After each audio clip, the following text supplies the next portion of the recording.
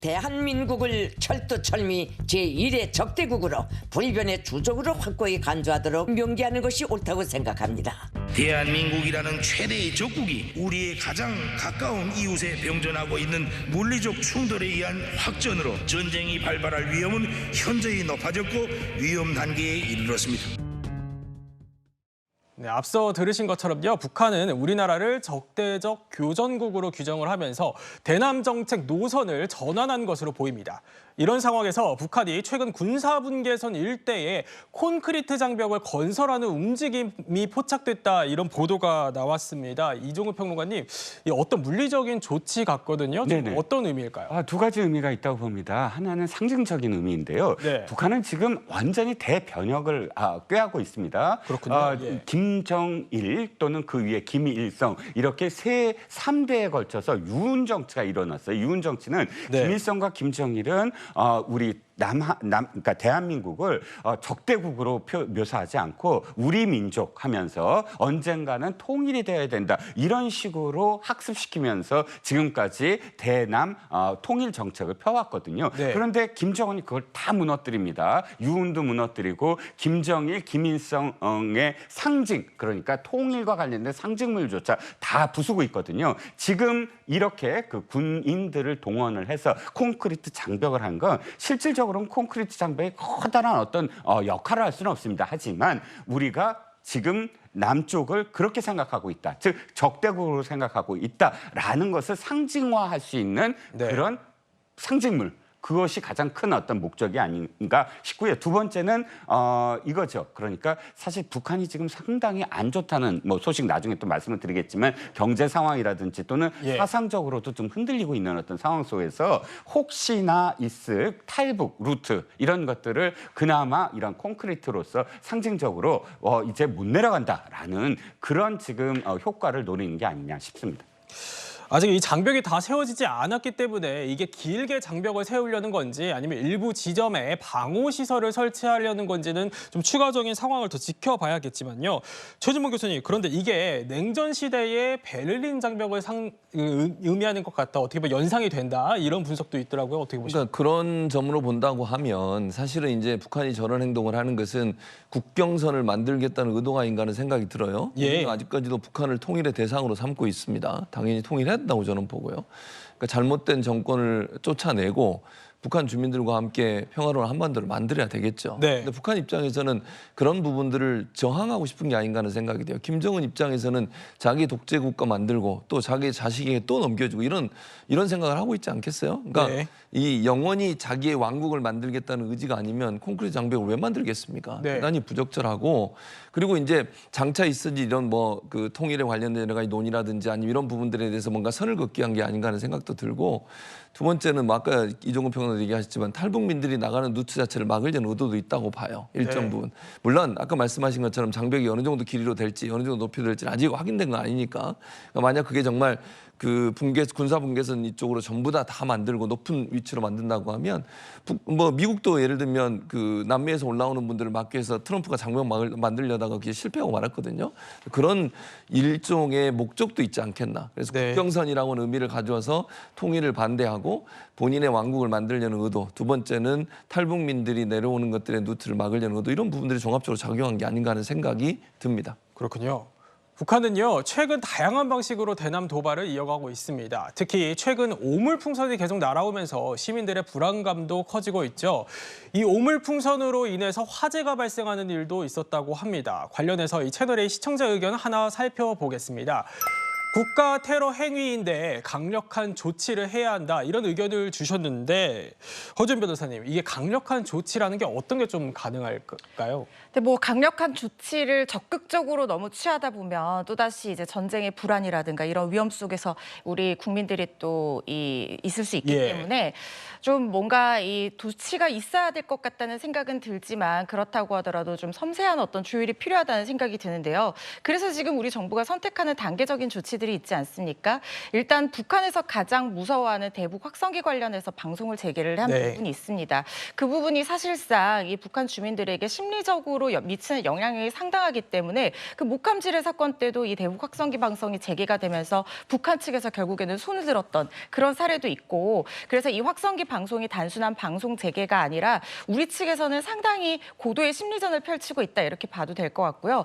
또 한 가지 들고 싶은 것이 결국에는 9.19 군사합의 효력이 정지가 됐습니다. 이 부분은 여러 가지 의미를 갖고 있다고 생각하는데 어떤 군사분계선에서의 훈련이 가능해졌다, 이걸 넘어서서 저는 그 정찰을 할 수 있다는 점에서 상당히 유의미한 어떤 부분이 있다는 생각이 듭니다. 결국에 이스라엘 쪽에서도 이번에 이 문제가 있었을 때 정찰 부분에 대한 어떤 문제가 발생을 했기 때문에 결국에는 일거의 기습 공격을 당한 그런 측면도 있잖아요. 그래서 어쨌든 대치 상황에서 정찰 능력의 복원이라고 하는 것은 북한의 움직임을 우리가 시시각각 파악할 수 있고 우리 안보에 어떤 대비 태세를 가하는 데 굉장히 중요한 역할을 할 수 있는 부분이라는 생각이 들고, 뭐 일각에서는 이것이 강대강 대치로 이어지면서 더 군사 긴장만 강화하는 것이 아니냐는 반론도 있던데, 그렇게 보면 사실 9.19 군사합의와 관련해서 북한은 거의 5년간 3,000번이 넘게 이 부분을 위반한 부분이 있거든요. 사실상 이게 효력을 정지한다는 선언 말고는 큰 의미가 없고 우리만 지키는 상황이었는데 이 부분을 재개를 함으로써 어쨌든 실질적인 어떤 강대강 대치로 무력 충돌까지는 당연히 되지 않아야 하는 것이 일단 지금은 맞는 상황이지만 북한에게 우리가 대응할 수 있다는 자세나 태세를 보여주는 것만으로도 의미가 있다는 생각이 듭니다. 그렇군요.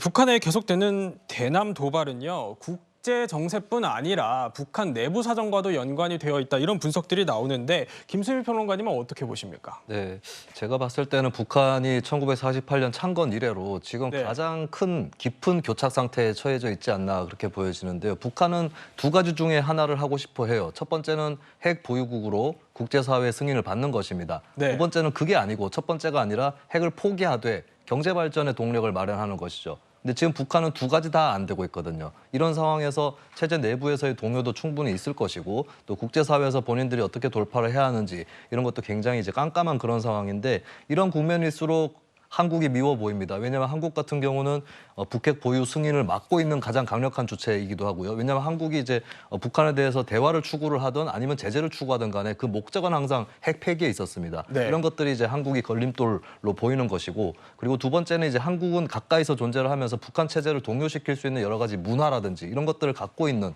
인근에 있는 민주주의 국가거든요. 이런 의미에서 이제 한국에 대한 미움, 이런 것들이 더 겹쳐져 있는 것이고, 사실 북한이 대화라든지 국제사회 외교를 아예 끊어버리려고 하는 건 아닙니다. 특히 미국하고는 계속해서 대화를 하고 싶어 할 텐데, 일단은 소위 얘기하는 통미봉남이라고 하죠. 나간가는 얘기하지 않겠다라고 하는, 그리고 나아가서는 통일의 상대도 아니고 나아가서는 아마 같은 민족도 아니다라는 식으로 갈 수도 있습니다. 이렇게 해가지고 이제 논의를 끌고 가겠다라고 하는 것 같습니다. 이때 이제 한국 정부가 해야 될 일은, 저는 이제 한국 정치에 남북미 관계에서 잘못된 생각을 갖고 있는 두 가지 사례가 있다고 보는데, 첫 번째는 북미 관계가 안 풀린 상황에서 남북 관계로 먼저 돌파할 수 있다라고 믿는 환상이 있습니다. 이런 것들은 안 되는 것이고, 근데 반대로 미국이 뭘 해보기 전에 한국은 기다리고만 있어야 한다는 이 발상도 문제가 있는 거거든요. 이런 국면에서는 한미 간에 긴밀하게 협력을 해서, 그리고 논의를 해서, 또 한국이 미국을 설득할 건 설득해야 됩니다. 현재로서는 북핵 해법이 안 나오기 때문에 이것을 좀 전향적으로 생각할 수 있도록 한국 정부가 미국을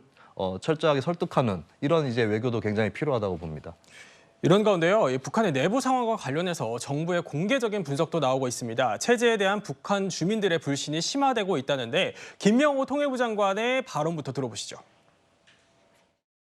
현재 북한 주민들의 36%, 약 700만 대 이상의 핸드폰이 있는 것으로 확인이 되고 있습니다. 그들 사이에 정보 소통이 이루어지고 있고, 이 핸드폰을 이용해서 USB를 이용하거나 이런 방식으로 한국 드라마 등을 보고 있는 이런 현상이 일어나고 있습니다. 시장화, 정보화 현상에 따라서 북한 주민들의 사고도 커다란 변화가 일어나고 있습니다. 북한 체제에 대한 불신도 점점 더 심화되고 있는 것으로 보입니다.